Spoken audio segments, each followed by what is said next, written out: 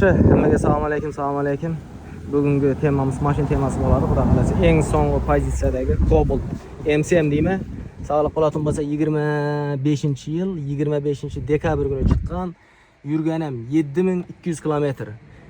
İçlerine qarashchi adam mehr bergan, polik, solik, chexol, bar, qarashchi bunday yaltiroq narsalar, benzinda yurgan, gaz pas hech narsa qo'yilmagan, toza balonlar qarashchi, chist aytamam, hali 7000 kilometr, paketlar ham ayrilmagan. Salonning isi kelib turibdi, haydasang MCM chotkisidan Cobalt haydayman deydilarga qarashchi, shu videoni tashlaysalar, adam qarashchi boshqa texnika olish uchun bu mashinani sotacak, bo'lmasa sotmayacak edi. El attığım maşini özümüzde gözümüzün elinde yürgen, bir yerinde tık etken kraskisi yok, taza karış 2025 yıl yürgen hem 7200 kilometre benzinde hemen ise naborotlar etilgen, karış bakası 160 milyon son.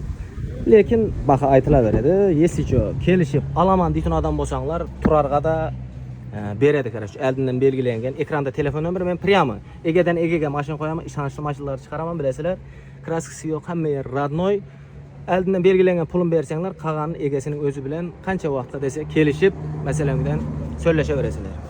İndiki maşinimiz yine birisi var. Appağından Jentuş deydi o. 2023 yıl yürgeni 25.000 kilometr mekanik.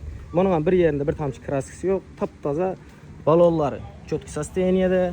Bunun metanı var. Yani aytkanday padagrip sideniye. Yürgeni 25.000 kilometr.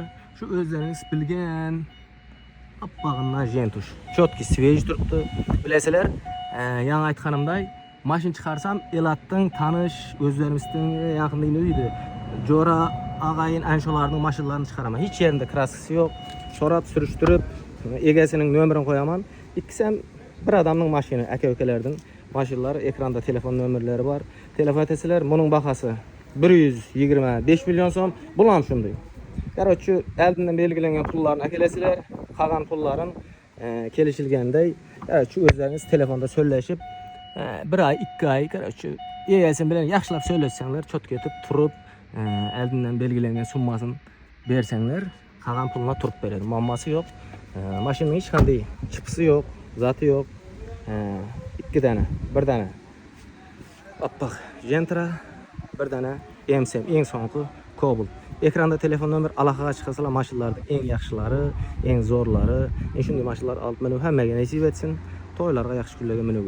Yana aytaman, qo'ldan sip turadigan mashinamiz, bir yerinde kraskisi yok, taza mashin, ishonchli mashin.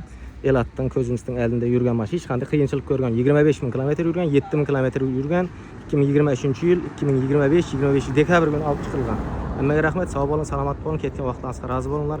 Yaxshi videolar, Miskin Avto biz bilan aloqada. Rahmat.